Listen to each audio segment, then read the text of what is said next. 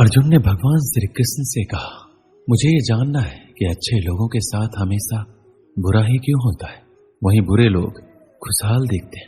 अर्जुन के मुंह से ऐसी बातें सुनकर श्री कृष्ण मुस्कुराए और कहा, मनुष्य जैसा सोचता है और महसूस करता है वैसा कुछ नहीं होता है, बल्कि अज्ञानता की वजह से वो सच्चाई नहीं समझ पाता है। भगवान तुम्हारे कर्मों को नजरअंदाज कर रहे हैं, ये बिल्कुल भी सत्य नहीं है।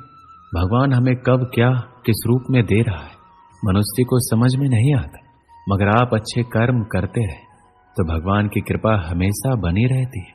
इसलिए अपने अच्छे कर्मों को बदलना नहीं चाहिए, क्योंकि इसका फल हमें इसी जीवन में मिलता है। इसलिए मनुष्य का फर्ज है कि वो हमेशा अच्छे कर्म करते रहे, क्योंकि श्री कृष्ण ने गीता में भी बताया है, किसी के द्वारा किया गया कर्म बेकार नहीं जाता, चाहे वो अच्छा हो या बुरा। आप कितने भी अच्छे कर्म कर लो, लेकिन समाज आपके बुरे कार्यों को ही सदैव याद रखता है। इसलिए लोग क्या कहेंगे ये सोचने से बेहतर है कि आप अपना कर्म करें। जन्म लेने वालों के लिए मृत्यु उसी प्रकार निश्चित है जितना कि मरने वालों के लिए जन्म लेना। इसलिए इस विषय पर शोक मनाना व्यर्थ है। गीता में कहा गया है, जो इंसान किसी की कमी को पूरा करता है वही सही अर्थों में महान होता है। तुम्हारे साथ जो हुआ वह अच्छा हुआ, जो हो रहा है वो भी अच्छा है, और जो होगा वो भी अच्छा होगा। गीता के अनुसार जिंदगी में हम कितने सही हैं और कितने गलत हैं ये केवल दो लोग ही जानते हैं, एक परमात्मा और एक दूसरी अंतरात्मा। जब तक शरीर है तब तक कमजोरियां तो रहेगी ही, इसलिए कमजोरियों की चिंता छोड़ो और जो सही कर्म है उस पर अपना ध्यान लगाओ। श्री कृष्ण अर्जुन से कहते हैं, तुम भला क्यों रोते हो? तुमने जो खोया क्या वह तुमने पैदा किया था?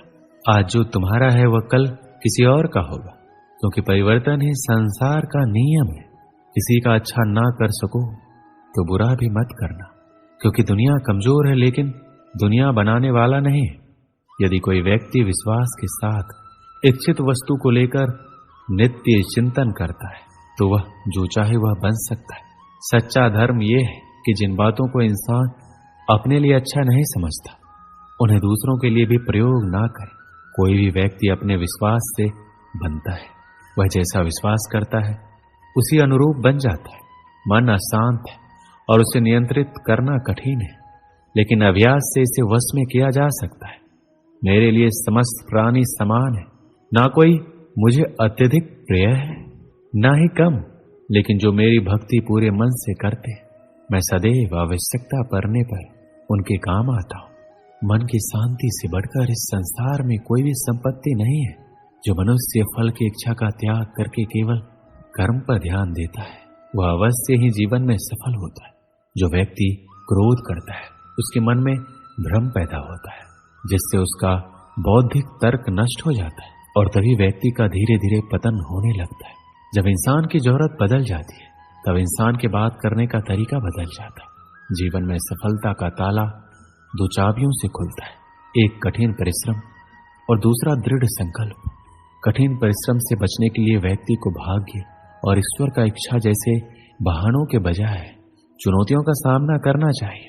गीता में कहा गया है, कोई भी अपने कर्म से भाग नहीं सकता, कर्म का फल तो भुगतना ही पड़ता है।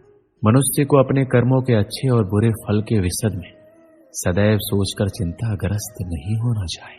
जो मनुष्य प्रतिदिन खाने, सोने और आमोद प्रमोद के कार्यों में लिप्त रहता है वह नियमित तौर पर योगाभ्यास करके समस्त क्लेशों से छुटकारा पा सकता है। जब इंसान अपने काम में आनंद खोज लेते हैं तब वह पूर्णता प्राप्त करते हैं। श्रीमद् भागवत गीता का मुख्य उद्देश्य मानव कल्याण करना है, इसलिए प्रत्येक मनुष्य को सदैव मानव कल्याण की ओर अग्रसरित रहना चाहिए। श्री कृष्ण कहते हैं, माफ करना और शांत रहना सीखिए, ऐसी ताकत आप बन जाओगे कि पहाड़ भी रास्ता देंगे। व्यक्ति को अपनी इंद्रियों को वश में रखने के लिए बुद्धि और मन को नियंत्रित रखना होगा।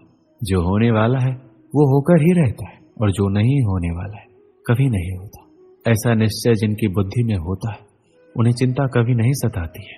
किसी भी व्यक्ति को ना तो समय से पहले और ना ही भाग्य से अधिक कुछ मिलता है, लेकिन उसे सदैव पाने के लिए प्रयत्नशील रहना चाहिए। इंसान हमेशा अपने भाग्य को कोसता है, ये जानते हुए भी कि भाग्य से भी ऊंचा उसका कर्म है जिसके स्वयं के हाथों में है। व्यक्ति को आत्मज्ञान के माध्यम से संदेह रूपी अज्ञानता को समाप्त करना चाहिए। श्री कृष्ण कहते हैं, मैं उन्हें ज्ञान देता हूं जो सदा मुझसे जुड़े रहते हैं, जो मुझसे प्रेम करते हैं। सत्य कभी दावा नहीं करता कि मैं सत्य हूं, लेकिन झूठ हमेशा दावा करता है कि सत्य मैं ही हूं। परिवर्तन संसार का नियम है। समय के साथ संसार में हर चीज परिवर्तन के नियम का पालन करती है। हालांकि मैं भूत, भविष्य और वर्तमान काल के तीनों जीवों को जानता हूं, लेकिन मुझे वास्तव में कोई नहीं जानता। मनुष्य जिस रूप में ईश्वर को याद करता है, ईश्वर भी उसे उसी रूप में दर्शन देते हैं। सज्जन व्यक्तियों को सदैव अच्छा व्यवहार करना चाहिए, क्योंकि इन्हीं के पद चिन्हों पर समान व्यक्ति अपने रास्ते चुनता है। जो मनुष्य जिस देवता की विश्वास के साथ भक्ति करता है, मैं उस व्यक्ति को उसी देवता में दृढ़ता बढ़ा देता हूँ। सभी काम छोड़कर बस भगवान में पूर्ण रूप से समर्पित हो जाओ, मैं तुम्हें सभी पापों से मुक्त कर दूंगा। मैं सभी प्राणियों के हृदय में विद्वान हूँ। जो व्यक्ति मृत्यु के दौरान मेरा नाम लेता है, वह सदैव मेरे ही धाम को प्राप्त होता है। तुम बिना किसी कारण के चिंता करते और बेवजह घबराते। तुम तो आत्मा हो जिसे ना तो कोई मार सकता है और ना ही जला सकता है। यही जीवन की सच्चाई है जिसे प्रत्येक व्यक्ति को जानना चाहिए। ना तो ये शरीर तुम्हारा है, ना ही तुम इस शरीर के मालिक हो। ये शरीर 5 तत्वों से बना है, आग, जल, वायु, पृथ्वी और आकाश। एक दिन ये शरीर इन्हीं 5 तत्वों में विलीन हो जाएगा।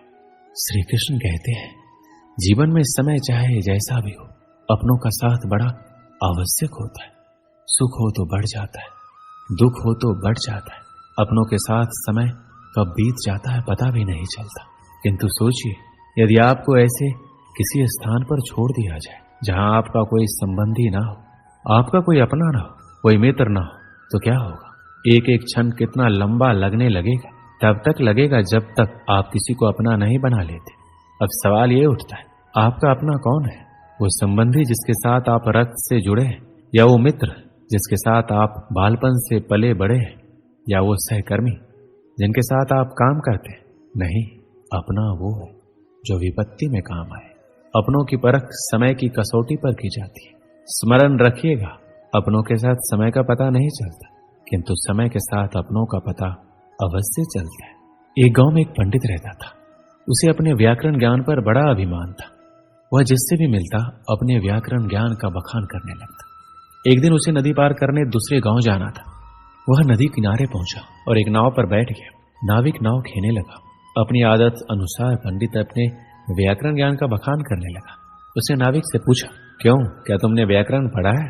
नाविक अनपढ़ था, बोला, नहीं पंडित जी, मैं तो पढ़ा लिखा ही नहीं हूं। मेरा परिवार तो पीढ़ियों से नाव चला रहा है।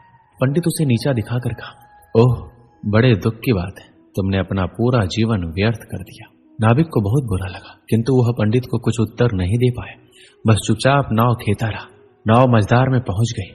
तभी अचानक तेज तूफान आया और नाव डगमगाने लगी। पंडित डर गया। तब नाविक ने उससे पूछा, पंडित जी, आपको तैरना आता है? घबराए पंडित ने उत्तर दिया, नहीं। तब तो पंडित जी, आपका जीवन व्यर्थ जाने वाला है, क्योंकि नाव भमड़ में फंस गई है और बस डूबने वाली है। ये कहकर नाविक नाव से कूद गया। व्याकरण का पंडित नाव में बैठा रह गया। कुछ ही देर में नाव पलट गई और पंडित पानी में डूबने लगा। उसका सारा व्याकरण का ज्ञान धरा का धरा रह गया। जान बचाने के लिए वह मदद की गुहार करने लगा। तब नाविक ने उसे बचाया और किनारे पर पहुंचाया। पंडित का अभिमान चूर चूर हो चुका था। वह समझ चुका था कि अपने ज्ञान पर अभिमान नहीं करना चाहिए। इस कहानी से हमें क्या सीख मिलती? हर व्यक्ति की विभिन्न गुण होते हैं जो उनके व्यक्तित्व को आकार देते हैं। ये गुण संयमित, दयालुता, संवेदनशीलता, उद्यमिता, सामर्थ्य, आत्मनियंत्रण आदि होते हैं। हर स्थिति में व्यक्ति को अपने गुणों का सही उपयोग करना चाहिए।